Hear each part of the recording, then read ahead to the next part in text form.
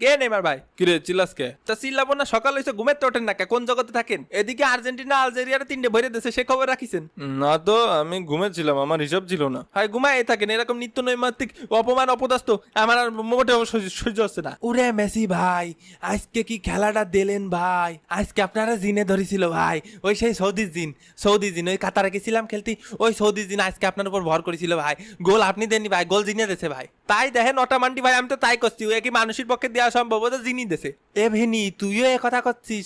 Vini করছে গোল জিনি দেছে ভাই। এবিনি মুখ সামলা কথা বলবি, নাহলে মোষ ধরে টান দেবো। আমার মোষ আছে নাই? তারপর নেইমার সকাল সকাল সুখবর শুনে কেমন লাগছে? কেমন আর লাগবে, এমনিতেই ইনজুরিতে ঠ্যাং ভেঙে নিয়ে বসে রয়েছি, তারপর আবার নিত্যদিন আপনার নতুন নতুন কিস্সা। আর আমাদের সে গড পেনাল্ডো কোথায়?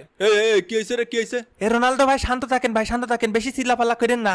মেসির ঘাড়ে এখন জিন আছে, বেশি চিল্লাপাল্লা করলি এখন কামড় দেবে নি, নালি আপনার ঘাড়ে উঠে যেতে পারে। আবার যখন পক করে আপনার ঘাড়ে উঠে যাবে নি, তখন তো আপনি আপনার গলা দিয়ে জিনি কথা বলবেনি, তখন তো সুজ আর করতে পারবে না নে।